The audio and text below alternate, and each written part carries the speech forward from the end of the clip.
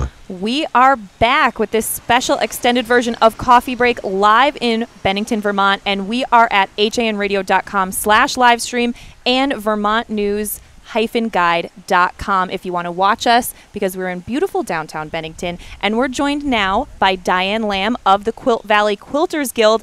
I'm amazed about how many events are going on in Bennington, Vermont, and one of them is coming up in September, the annual Bennington Quiltfest, Diane. Yes, in fact, it's our 22nd one, and it will be held at the Mount Anthony Union Middle School, September 19th, which is a Saturday, and Sunday the 20th.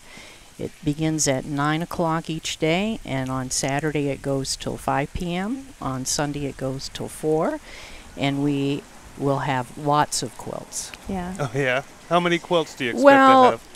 I think there'll be well over 100 from people who've submitted quilts to be hung in the exhibit, and they will be judged by the, there are ribbons awarded by the various vendors. And actually, if you come to the Quilters Quiltfest, you actually get a chance to make your choice. You get to vote for your favorite bed-sized quilt or for a wall hanging, and they offer first, second, and third prizes, and those are awarded late in the afternoon on Sunday after they count the ballots. So, as a participant, you get a chance to vote on what you really liked. Now, quilting, I mean, is really an art form, and some people might think of it as a lost art form. How is it something that you got into? Well, I've been doing a lot over many years, and I end up doing smaller quilt projects instead of large bed quilts, but and I sometimes have made clothing using quilting as part of the jackets, etc. But it's something, as you said, it's an art form, and I know a lot of people who like to come to things like quilt festivals that they're just amazed at how people can interpret putting together fabrics, the colors, and the patterns, and come up with some just unusual and beautiful items. And it's something that lasts and that you could pass on for generations, right? And one of the things that in our Quilt Guild, we're very... we have members who are really encouraging for people to make sure they sign their quilts, so that you make a tag that you put on the back with your name when you made the quilt. If it, you made it for somebody special, and other kinds of things that are really important, and maybe where you live, so that if it's one of these, we do have some antique quilts that we have on exhibit, to give a little history, because someday one of these quilts might be at a historical, historical exhibit at a quilt fest. So now you said you have about 100 or over 100 quilts that show up.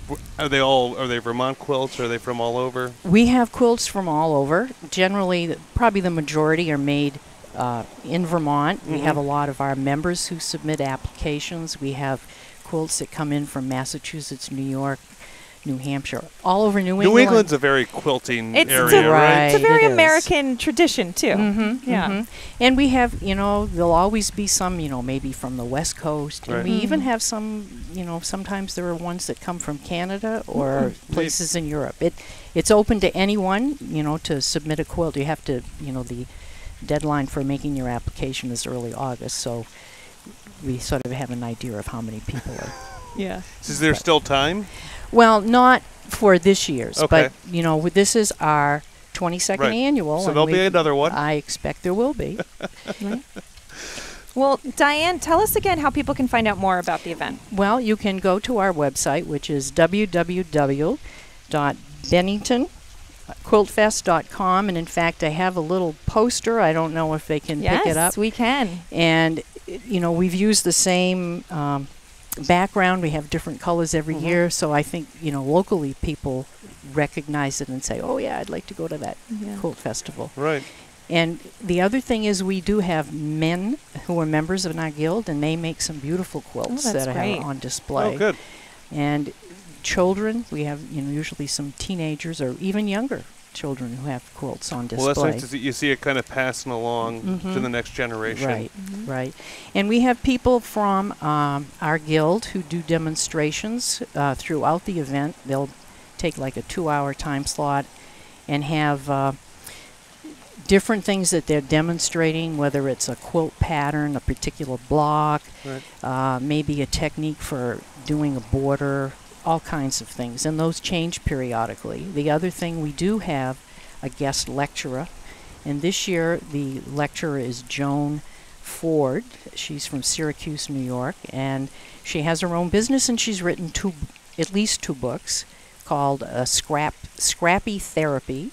And I like that. They're using up, we quilters have lots of fabric and lots of scraps, and we don't want to part with anything, but in this in her book she talks about how to put those scrap fabrics to use to make quilts and other projects. And she will be there providing a free lecture both days, beginning at 1 o'clock in the afternoon, so you don't have to pay anything extra to go to the lecture.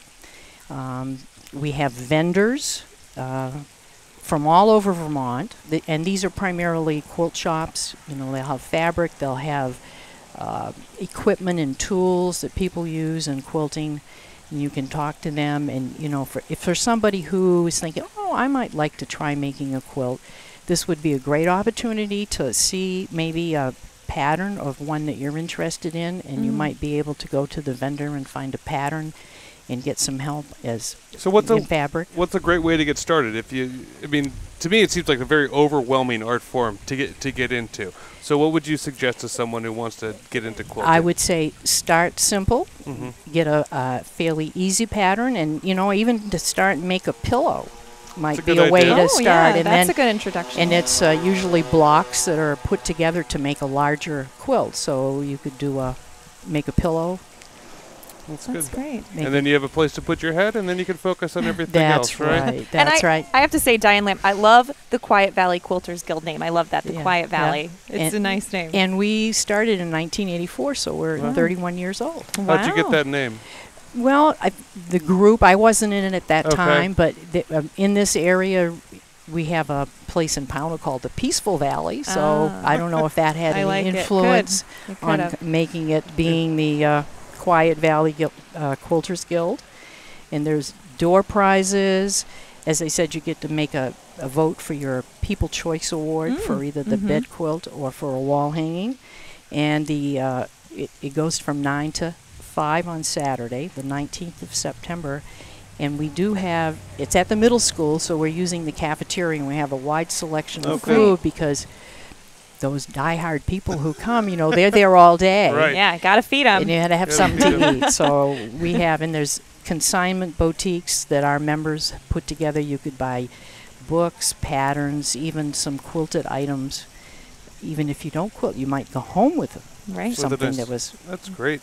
Well, it sounds like a fun weekend in Bennington in the late summer. I bet the weather's just perfect right around then, and it makes you start thinking about something to cover yourself up in those long winter nights. Yeah, and something to work on, a project. That's right. Exactly. That's right. Getting ready for winter. All right. Well, Diane Lamb, thank you so much for joining us. You're very welcome. So I'll come. We will. We will.